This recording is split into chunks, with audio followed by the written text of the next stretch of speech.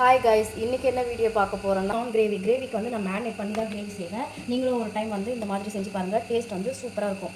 உப்பு ஃபஸ்ட்டு கொஞ்சோண்டு தேவையான அளவு போட்டுக்கிட்டேன். மிளகாத்தூள், குழம்பு மிளகாத்தூளும் தனி மிளகாத்தூள் கொஞ்சோண்டு, ரொம்ப கம்மியாக வந்து கரம் மசாலா. அதுதான் இது வரைக்கும் தான் வந்து மேரினேஷன், கிரேவிக்கான மேரினேஷன் கலந்து விட்டுக்கோங்க.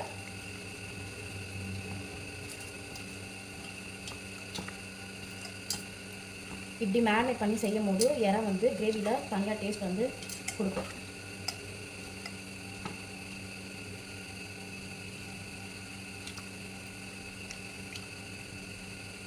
இது ஒரு 15 மினிட்ஸ் வந்து மேரினேட் ஆகட்டும். நம்ம கிரேவிக்கான வெங்காயம் தக்காளி அரிஞ்சிட்டு வந்து பார்க்கலாம். ப்ரான் கிரேவிக்கு வந்து கடாய் வந்து ஹீட் ஆன பிறகு 3 கரண்டி எண்ணெய் விட்டுக்கோங்க.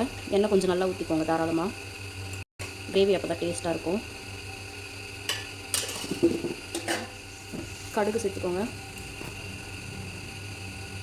கடுகு நல்லா பொரியட்டும். கடுகு நல்லா பொரிஞ்சதும் கருவேப்பிலையும் பச்சை மிளகாவும் சேர்த்துக்கோங்க. கடுகும் கருவேப்பிலை பச்சை மிளகாய் நல்லா பொரிஞ்சதும் வெங்காயம் சேர்த்துக்கோங்க.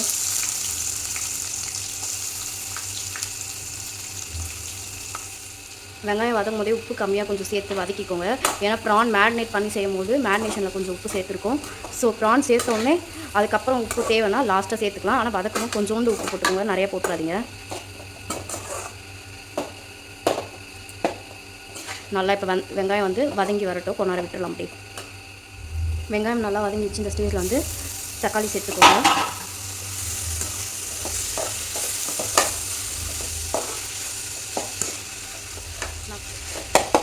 வெங்காயம் தக்காளி நல்லா வதங்கி நல்லா கிரேவி கன்சிஸ்டன்சிக்கு வந்து வரணும்.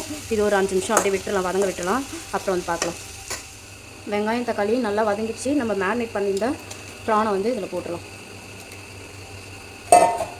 போட்டுட்டு நல்லா கலரி விட்டுக்கோங்க.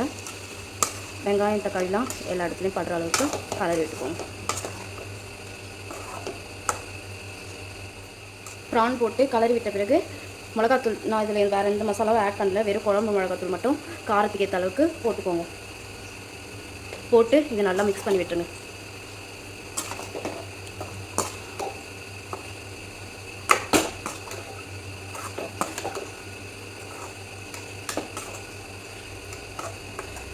இதை வந்து இப்போ மூடி போட்டு 10 மினிட்ஸ் கழிச்சு ஓப்பன் பண்ணி பார்த்தா நல்லா வந்து தண்ணி விட்டு கிரேவி ஆகிட்டுருக்கு. நான் எந்த தண்ணியுமே ஊற்றலை, அதுவே தான் தண்ணி வந்திருக்கு.